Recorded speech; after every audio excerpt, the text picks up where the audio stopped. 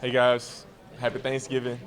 I know I see y'all to say Merry Christmas, but uh, no, I think obviously I'm thankful for every day, but I know just for y'all, I'm thankful for y'all, right, for always challenging us, holding us up to a standard that you want to see your team too. So I'm very thankful for that, and I hope you all can find something singular that you're thankful for as well. You you talked about Sean, a couple weeks ago, obviously. How, what was him specifically the impact he had on you? How do you can you measure what where he made the biggest impact on you? I would just say I would say his aura, right? His essence, him being authentically himself. And I think that won me over so much because from a head coach perspective, um, I haven't really seen that much personality in my head coach. Bruce Arians was a great example. He did have personality, but that was my first year with him. So it was kind of like a fill out process. I've known him since I grew up, but what Sean possessed was a leadership quality that was so important to our team at New Orleans Saints because, I've always put Drew on this pedestal, and I knew it was Drew's team, but in a sense, Sean was one of our biggest leaders, our biggest, our hardest workers, and definitely he was a leader among men, and that's how I put it. He was one of the best leaders I've been around. Setting aside your personal feelings and respect and all that type of thing, what would it mean to go to Denver and beat him? Well, we will be beating the Denver Broncos, right? And I think that is the main focus. But getting a win in this league is important, regardless of who the opponent is. And I know this is a great defense. I know that it's a young kid from Alabama that's playing some great football right now.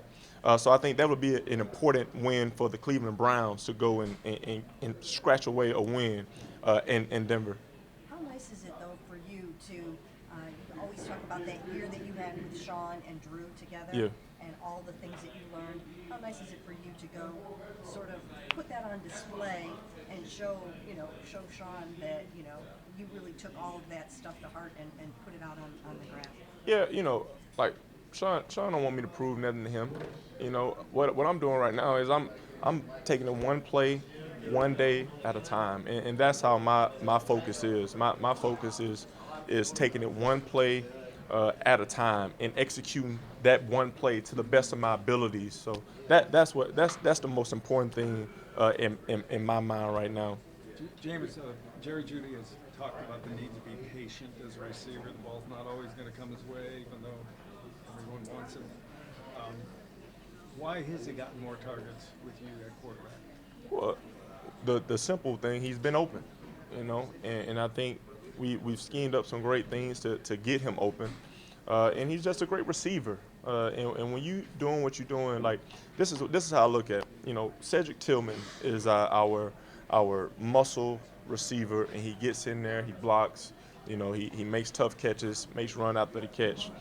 But when you see your wide receiver one and Jared Jeudy block, make effort plays for Nick Chubb, make effort plays for the offensive line, you know that he is embracing the entire part of being a football player. And I think Jared Jeudy is one of the best football players I've played with. And when you encompass everything that it that it means to be a football player, the blocking on defense, the tackling, the details, things typically go your way. So he's been doing a great job of doing all phases, and I think that's why things are going his way. Jameis, I hear you one play at one time, but would you like to be back here next year? Man, of course, in terms of my family, right? When I think about my family, I think about, moving my kids, my wife having to find new friends. I think anytime where you're able to solidify a role in a place and play good at that place, you like to be home. But however, that's out of my control. Again, my focus is on, man, one play at a time, Jeff, and just stacking it up day after day after day. But so have you found a home here? Are you comfortable in the Cleveland area? Have Never been up north before?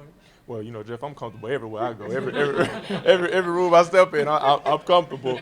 But no, I mean, I've truly embraced this city. I love the hard nose. I love the beautiful trees. And 3 months out the year. It's truly everywhere I go. I always talk about when I have my introductory. I talk about like I'm grateful. And it's as simple as that, man. I'm grateful for, the fans challenging me. I'm grateful for the fans lifting me up. I'm grateful for you all challenging me and lifting me up, man.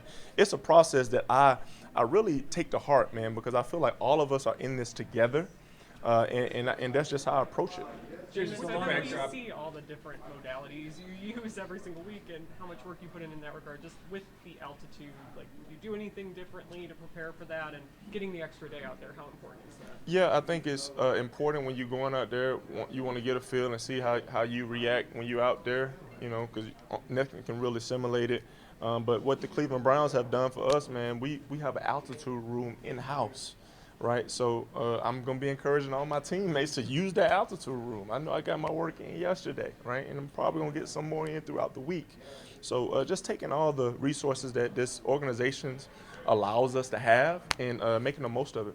Do you do cardiovascular in that room? Is that what it's for? Yes, sir. Yes, sir. We got treadmills. We got some assault bikes. We got some skiing. No pun intended. We can't ski, but the little ski thing. So what, it simulates the high altitude? Yeah, you should take a look at it, man. It's the first door to your right, and it's like it goes up to I don't know how long it goes up to, but you close, anyways, but you close it up, and it basically simulates the altitude. Jameis had something of an NFL homecoming a couple weeks ago. We're not going to talk to Jerry until Friday. What do you think it's going to mean for him to go back to where his pro career began? I think it's going to mean a lot, man, because, again, Jerry's an elite football player, and he loves this game. So I know he's going to be very grateful to go back into that building, and he's going to be hoping and desiring success. And it's my desire to give him the most success that's required for him to have on that day. So I'm going to be with him. I got his back. Hey, James, with the backdrop of taking everything one play at a time, do you get more comfortable when you are able to string starts together, right? These made 4 starts already. I think it's the first time you started 4 games since 2021. Yeah. So do you feel more comfortable out there playing play out? Yeah, well, I think the key thing is you feel the offense, right? How is the offense working? You get a chance to watch, like, what are we good at? You know what I'm saying? What am I good at, right? And how can I say this all the time, how can I build on the positives and eliminate the negatives? So I think when you have more of a database to pick from to study, really self-study is so important at the quarterback position, whether it's footwork, whether it's coverages, how defenses are playing you. You get just a bigger platform to study. James, along the lines of like they're taking everything at a time, we heard some of the stories just about, you had the 2 turnovers in that game on Thursday, but you just kind of you very positive on the sidelines, talking to your teammates, picking them up, saying you're going to be okay. Has that always been the way you kind of handled those situations, or did you have to kind of learn that as your career went on? Yeah, I mean, again, that 2019 to 2020 year with Byron and Clyde as my quarterback coach, I got so, we're not focusing on the outcomes, right? We're focusing on decisions and how we're executing. And I think that takes away so much weight from a quarterback's shoulder of like, oh man, this happened, oh that happened, because it's literally what I'm about to say. It's one play at a time, and it's as simple as that. And, you look at some of the greatest quarterbacks of all time, man. If they have a tough game, it's about what they do in that crunch time to lift their team up. It's about the complementary of their teammates, defense going out there getting a three-play stop, getting us the ball back. It's Joe Batonio say, hey man, run behind me. It's all of that put together to end up with a win. And anytime you end up with a win, everything is a little bit better. Since the last time we saw you, you have become quite the internet sensation with mic'd up and diving into the snow and making snow angels and all that kind of stuff. What kind of feedback have you gotten? Have you heard from some people? How fun was that to bring that kind of energy and put that out there like that? Man, that's just who I am, and they just happen to get it on camera, so if whoever watched it, I hope you enjoyed it, right? But, I think it's just good for people to see people being who they truly are, right? So that encourages everyone to be who you are. John Batiste has a song that I sang with my boys. You can only be who you are. And that is so important, not worrying about other people, being grateful for other people, but not worrying about what other people got going on, but focusing on how can you be the best version of yourself every day. James, you sort of said after the game, you joked, are you a Cleveland Brown now?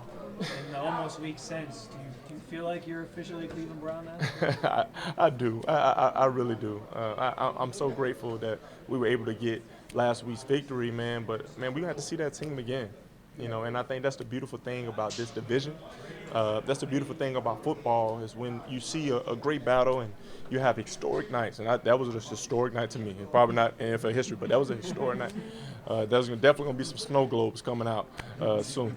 But after that, it's recuperate, focus on the main thing. What's the main thing? Going out there and playing the best football we could play against the Denver Broncos, who has a great defense, who has a great young quarterback that's from Alabama, that's doing some great things and has a great leader in Sean Payton that's leading them. You mentioned Bo there. Just how does Sean and what Sean's system is, how does that benefit a young kid? Well, he's not really young, but a rookie quarterback like him. How do you feel like it? I feel like Sean loves challenges, and I think that he had an eye for Bo probably 2 years ago. If you ask Sean, like, when did you think Bo Nix was going to be your quarterback? Sean can go to the date and the time. It's like, I knew at this time Bo Nix was going to be my quarterback. I think he just does a good job of playing to what his players' strength, coaching to what his players' strengths are, and we see that with Bo getting better and better every single week. Jameis,